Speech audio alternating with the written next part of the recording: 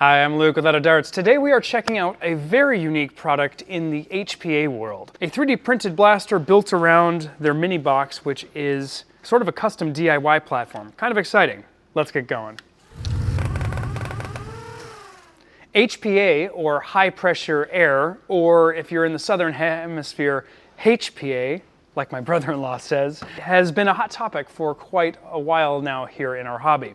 HPA is commonly used, of course, in paintball and in airsoft, and there's not a whole lot of crossover in those two sports to our Nerf hobby. One of the main reasons for this is that most of the blasters on my wall look like toys. They can be used in public spaces. They're bright colors with orange tip generally, and they are comfortable and safe to be playing at in a public environment, which is really, really important because safety, especially these days, is really, really paramount to the success and growth of our hobby. Before I go any further, I do want to say that this was sent to me at no cost from MilSig. I have had an ongoing relationship with them talking about carrying different various products, but I have not pulled the trigger on carrying any of those. I purchased the M79 myself. However, they did send the replacement parts for that at no cost, and they did send the MiniBox. So keep that in mind with this review. MilSig released the M79 sometime last year, and apparently they've already come out with a sort of 2.0 or a new version of it. This has the upgraded replacement lower, for lack of a better term, because this basically looks like an actual firearm. I'm not really that interested in this type of blaster for a variety of reasons. Personally, if I was going to go this far, I would probably just go play airsoft instead because it's sort of a different game type. But I do see that everybody can play their own way, and I think there are a lot of different ways to play Nerf. So for people that are interested in, this is fine if you're going to go play at a private course like the airsoft field we recently played at, or some other piece of private property. Now, I've had my hands on this since long before they came out, and mine never worked well, and then it stopped working altogether within 1 hour of opening the blaster. So we opted not to carry these on the shop, not to sell them or promote them, and I didn't want to do the video because I just had nothing good to say, and honestly never got around to figuring out what was going on. I could not get the bolt unstuck on the initial one. Still a little unsure as to what actually happened there, but this is sort of the origin story of MilSig in our hobby. Now, MilSig is a paintball manufacturer that has sort of pivoted over to our hobby, and they clearly do have some things to learn. This blaster, when it was working, was the least accurate blaster I've used out of the box. There's too much turbulence happening at the barrel, and it seems to greatly affect the accuracy to the point where I couldn't hit someone 30 feet away from me more than about half the time, which is worse than a stock Nerf blaster.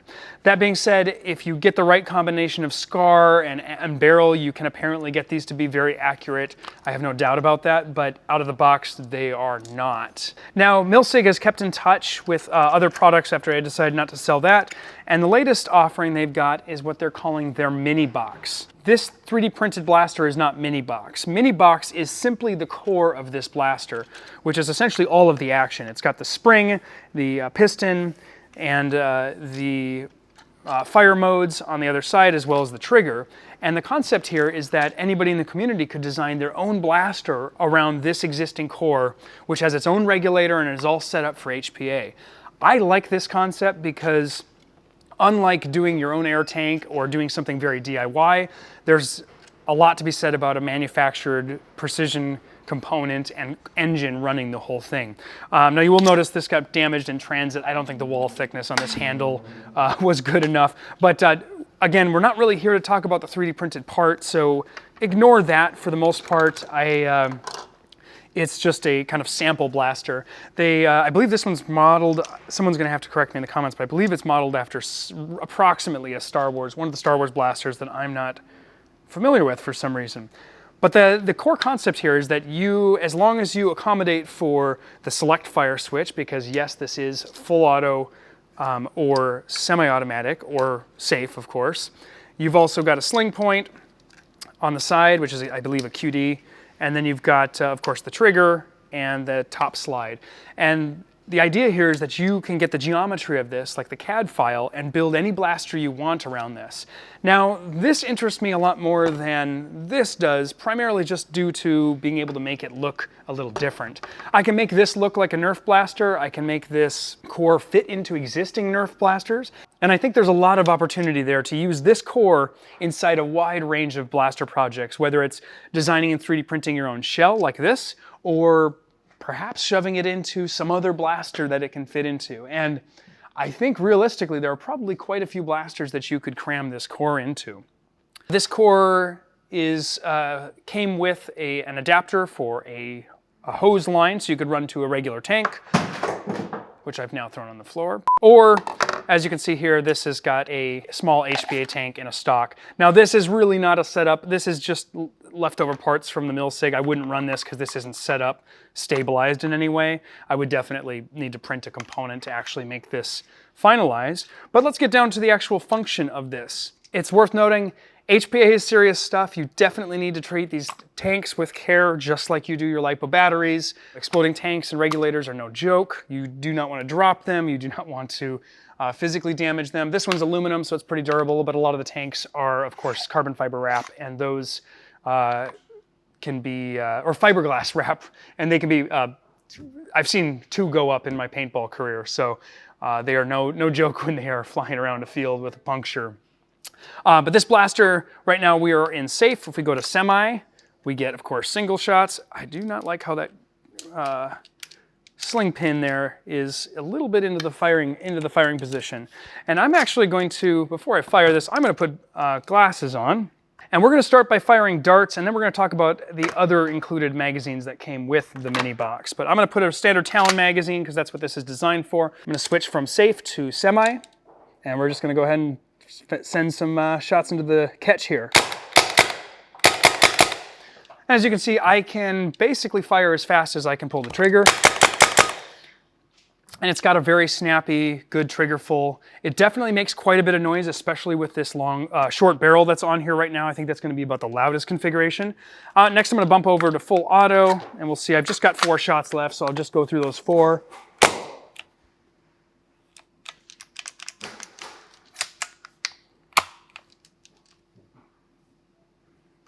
What? I think that's what's causing our problem. I've squibbed one in here right inside the breech. All right, so if I can get that cleared out, and we will go again here. Get a mag, going back to full auto now. The select fire switch is ambidextrous, so it works on both sides, which I think is great. And actually the design of this blaster is quite comfortable. This grip is nice and oversized, feels good. It's a pretty classic layout, but I think if you made this all nice bright colors, I'd probably lose this little goofy guy and the carry handle. But I do like the option here to make it look considerably less like a firearm. Now, I don't think I would keep these components back here. I would probably put this, make some sort of regular stock, and then actually put this on a belt pack to make it a little more comfortable. Now, there are 2 ammo options for this blaster that function right out of the box, or rather for the core itself or slash these 3D printed parts. I'm not entirely sure how MilSig is going to roll out this launch as far as, are they going to give people these files to print their own and then sell them the core, or is this just a one-off? We're not entirely sure. But you can, of course, fire Talons right out, but you can also fire 50mm round projectiles. Now, these that were sent to me are something I would never like to see on a field unless you are all playing with the same type of ammo and it's a private field. These balls are 50 mils, but they are insanely hard. They're just like solid rubber. So these are definitely, pseudo-dangerous if not handled correctly, or with care rather. So keep that in mind. However, I do know that some of the other shops online, such as Monkey Mods, do have these 50mm soft foam balls. So we loaded up some of those as well to test. So I'm going to first fire some of the included round from MilSig. And this is definitely like arena play where you're not anywhere where you can break stuff. I'm literally worried about this putting holes through my catch here because it's such a solid projectile in comparison. So I'm going to load, I assume I'm going that way, yeah. I'm going to switch back to semi.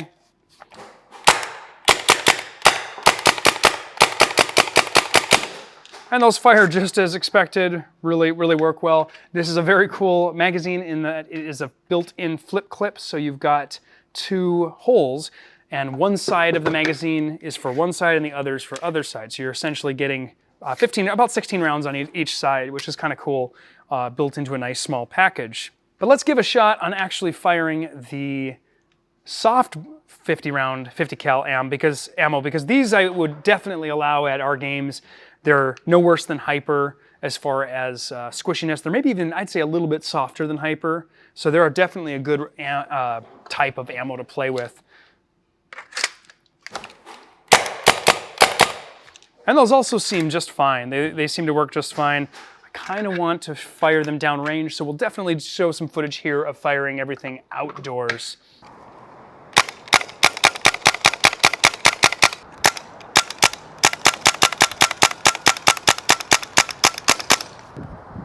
Check this out. You couldn't hit people if you wanted to. Do you see these? Yeah. Wacky ball. Oh my gosh, they're just not.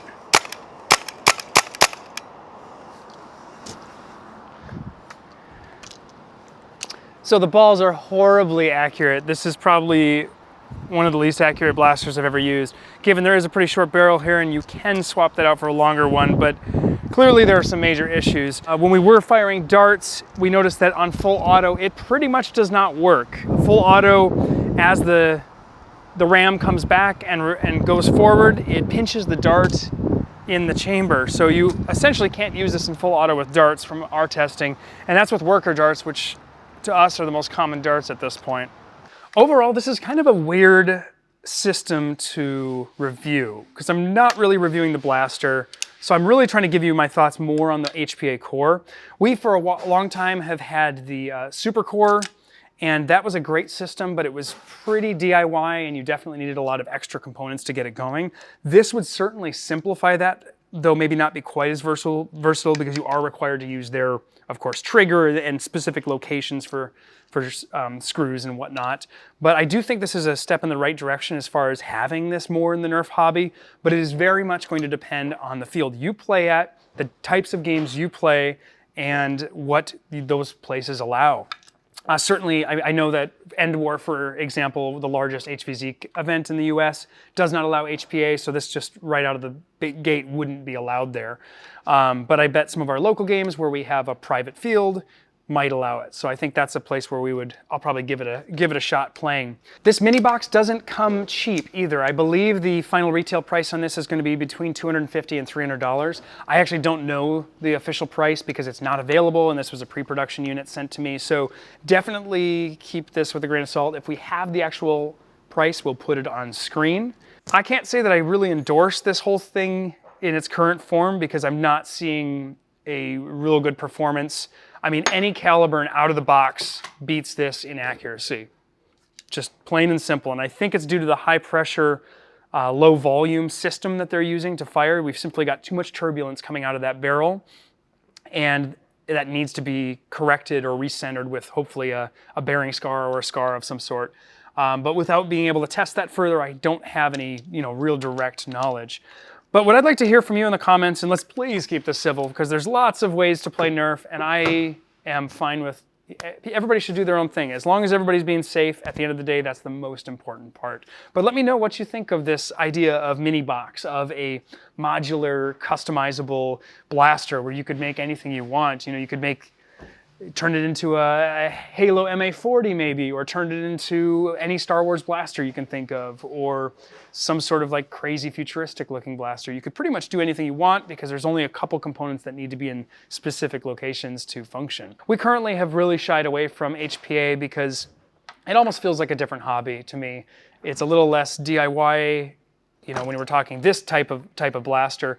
And ultimately at the end of the day, it changes the gameplay a little bit. I think if you bring blasters like this, if this was allowed at every game, and it kind of becomes the new meta. It's like there's not a flywheeler that can compete with a HPA system at the end of the day, and a well-tuned HPA system should be just as accurate as a good Springer. However, again, haven't quite seen that here yet. I know there are blasters out there like the Neutrino that are certainly very, very accurate. I fired one of those a couple months back and it was very good blaster. But I'd love to hear your thoughts. And until next time, I'm out of darts.